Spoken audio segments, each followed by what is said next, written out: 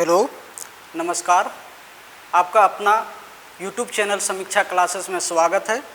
और आज हम जेटेड सिलेबस, जैसा कि हेडिंग दिया हुआ है, जेटेड सिलेबस के बारे में डिस्कशन करेंगे कि 1 to 5 और 6 to 8 का जो जेटेड का एग्ज़ाम होता है उसमें से कौन सा सब्जेक्ट से कितना क्वेश्चन पूछा जाता है, कितने नंबर का पूछा जाता है। उसके बाद जेटेड में क्वालिफाई करने के लिए कितना % अंक लाना पड़ता है। उसके बाद ये उसका टाइमिंग क्या होता है एग्ज़ाम का, इस बारे में हम चर्चा करेंगे। तो चलिए शुरू करते हैं। सबसे पहले हम डिस्कस करते हैं पेपर 1 to 5 के लिए। 1 to 5 के लिए हम डिस्कस करते हैं कि इसमें से क्या क्या पूछा जाता है। इसमें सबसे पहले आता है CDP, जिसको हम लोग पेडागोगी भी बोलते हैं। ये आपका 30 नंबर का रहता है, 30 क्वेश्चन रहता है। उसके बाद आपका ये 13 नंबर का भी होता है, यानी 30 क्वेश्चन 13 नंबर, 1 क्वेश्चन 1 नंबर का होता है। उसके बाद दूसरा में आता है लैंग्वेज, दूसरा में आता है लैंग्वेज फर्स्ट। इसको हम लैंग्वेज फर्स्ट कहते हैं, जो एक कंपलसरी नहीं होता है। चूँकि यहाँ पे एक हिंदी होता है एंड इंग्लिश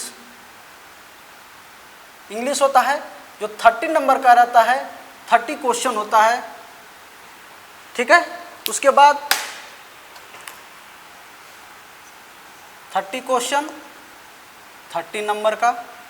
उसके बाद आ जाता है इसी में एक और लैंग्वेज होता है जो उर्दू के बच्चे के लिए होता है। किसके लिए होता है? उर्दू के बच्चे के लिए होता है। उर्दू एंड इंग्लिश होता है, जो इसका भी 30 क्वेश्चन होता है और 30 नंबर का होता है।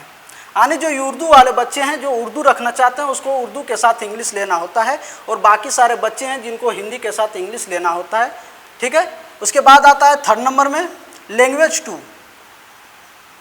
लैंग्वेज 2 होता है जो कंपलसरी होता है। कंपलसरी होता है यानी कि यहाँ पे रीजनल लैंग्वेज बोला जाता है। रीजनल लैंग्वेज होता है जो 30 क्वेश्चन होता है, 30 नंबर का। रीजनल लैंग्वेज कंपलसरी इसलिए होता है कि झारखंड सरकार जो अभी फ़िलहाल देखे तो यहाँ पे JSSC में 12 लैंग्वेज को मान्यता दिया गया है क्षेत्रीय लैंग्वेज के तौर पर। ऐसे तो 9 है, लेकिन 3 ठो और जोड़ दिया गया है।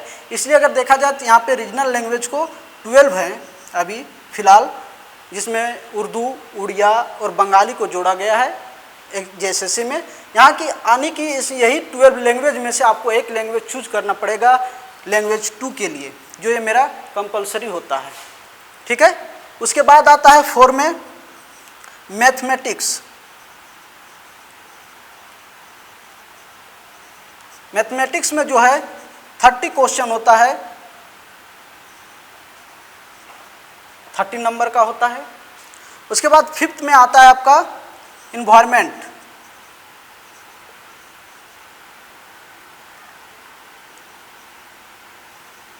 इन्वायरमेंटल होता है जो 30 क्वेश्चन होता है, 30 नंबर का होता है, ठीक है। इसमें से अब हम डिस्कस करेंगे कि पेडागोगी जो CDP जिसको बोलते हैं वो 30 नंबर का होता है, लेकिन इसके साथ साथ पेडागोगी जो है मेरा लैंग्वेज में भी होता है। इसमें आपका जाकर के रीजनल लैंग्वेज में भी कुछ पेडागोगी होता है, उसमें जाकर के आपका मैथमेटिक्स में भी कुछ पेडागोगी होता है। उसके बाद आपका इन्वायरमेंटल जो है 30 नंबर का, इसमें भी पेडागोगी पूछा जाता है। यानी कुल मिला जुला के देखें तो इसमें से अधिक जो है पेडागोगी ही पूछा जाता है। अगर देखा जाए यहाँ से 30 का यानी कि 30 क्वेश्चन 30 नंबर प्लस जो ये लैंग्वेज है फर्स्ट लैंग्वेज, इसमें से करीब 10 से 15 नंबर का पेडागोगी पूछा जाता है, ठीक है। 10 से 15 नंबर का पेडागोगी होता है। इसी प्रकार इसमें भी जो है 10 से 15 नंबर का पेडागोगी पूछा जाता है। इसी प्रकार इसमें से 10 से 15 नंबर का पेडागोगी पूछा जाता है, और इन्वायरमेंट से भी 10 से 15 नंबर का पेडागोगी पूछा जाता है। यानी मिला जुला के देखें तो जाकर के 70 to 90 नंबर, 70 से 90 नंबर के बीच आपका पेडागोगी सिर्फ पूछा जाता है 1 to 5 में, ठीक है। यानी देखा जाए तो सबसे ज़्यादा वेटेज जो होता है वो पेडागोगी का होता है, ठीक है। किसका होता है? तो पेडागोगी का ही सबसे ज़्यादा वेटेज होता है, इसलिए हम लोग को सबसे ज़्यादा ध्यान पेडागोगी पर देना होगा।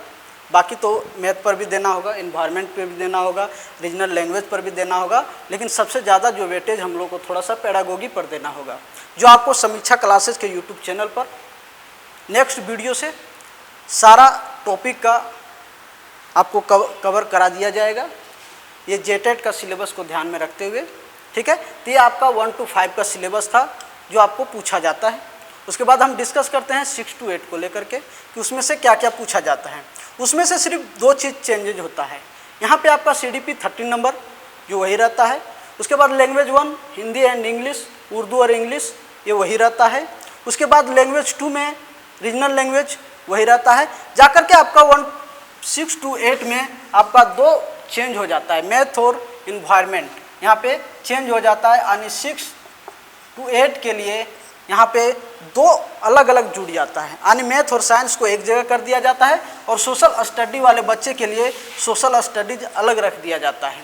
यानी जो साइंस बैकग्राउंड के बच्चे हैं उनके लिए मैथ और साइंस रखा जाता है, और आर्ट्स बैकग्राउंड के जो बच्चे हैं उनके लिए आर्ट्स रखा जाता है। उसके बाद जो बच्चे बचते हैं उनको दोनों में से एक पेपर चुनने की आज़ादी होती है, या आप मैथ या साइंस चूज कर सकते हैं या फिर सोशल स्टडी चूज कर सकते हैं। जो साइंस और आर्ट्स के छोड़ करके जो दूसरे क्षेत्र के बच्चे हैं उनके लिए वो ऑप्शन होता है, ठीक है। तो यहाँ पे 6 to 8 में अगर देखें तो यहाँ पे 4 में क्या जुड़ जाता है? मैथ और science, math and science, science जुड़ जाता है जो आपका 60 नंबर का होता है दोनों मिलाकर के, यानी ये 30 + 30 नंबर का होता है, ठीक है। उसी प्रकार से 5th में यहाँ पे क्या जुड़ जाता है? सोशल स्टडीज, सोशल स्टडीज जुड़ जाता है जो ये भी 60 नंबर का होता है, ठीक है।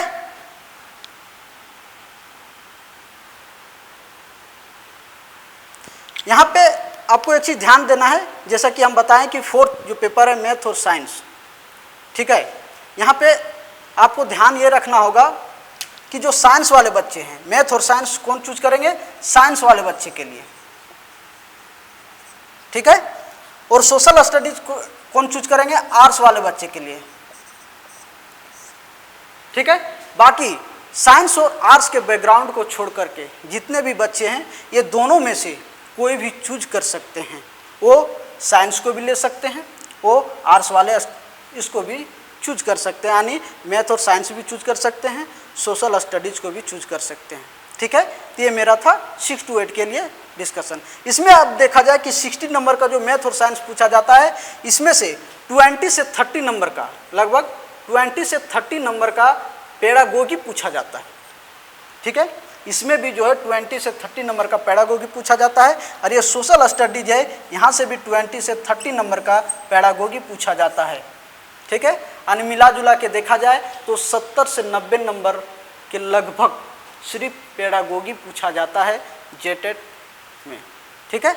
उसके बाद इसका क्वालिफाई करने का क्या है, मतलब कितना % लाने पर ये क्वालिफाई होता है, जिसके बारे में हम थोड़ा सा डिस्कस कर लेते हैं। ये जो सिलेबस हम डिस्कस कर रहे हैं ये 2016 में जो गवर्नमेंट ने जेटेट का एग्ज़ाम ली थी उसके आधार पर हम डिस्कस कर रहे हैं।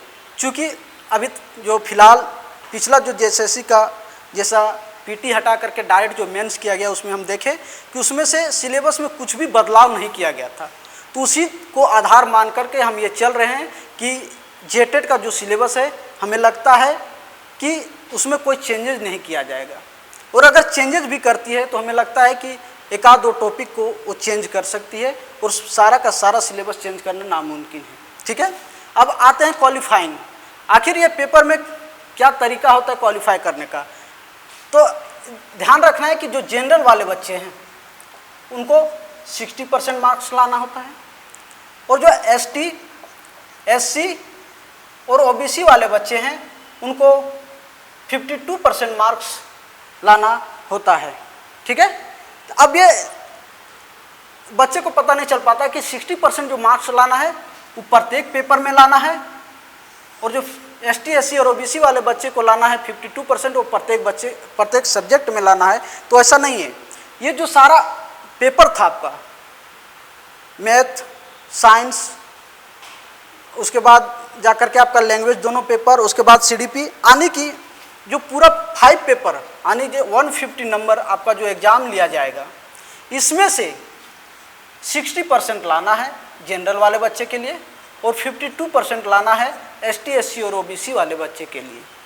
ठीक है, यानी कि टोटल को मिलाकर के लाना है, सब्जेक्ट बाय सब्जेक्ट नहीं लाना। ऐसा नहीं कि CDP का 30 नंबर का एग्जाम होता है तो उसमें से 60% लाना होगा, ऐसा नहीं है। आप किसी में भी से 2, 3, 4, 5 में से 2, 3, 4 में भी मिलाकर के आप 60% लाइए, उससे उसको कोई दिक्कत नहीं है। बस 60% मार्क्स इतना होना चाहिए कि जो 150 का एग्जाम हुई है आपका, उसमें से आपका 60% आने की यहाँ पे देखा जाए तो लगभग 90 नंबर होता है।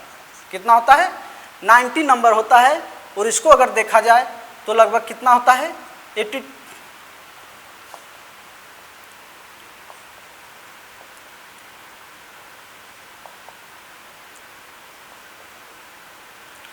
यहाँ पे देखा जाए तो इसका 78 नंबर होता है, यानी ST SC बच्चे के लिए 78 नंबर लाना होगा, और जो जनरल वाले बच्चे हैं उसको 90 नंबर मार्क्स लाना होगा ये जेटेड को क्वालिफाई करने के लिए।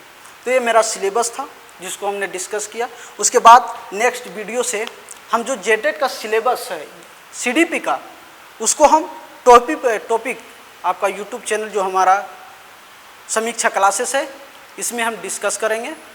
प्रत्येक दिन आपको ये CDP का वीडियो यूट्यूब पर मिल जाएगा जिसमें हम हर एक टॉपिक को अच्छे से डिस्कस करेंगे। तो यहीं तक था आपका, हमने इसको देखा। उसके बाद मिलते हैं आपसे नेक्स्ट वीडियो में। ठीक है, धन्यवाद।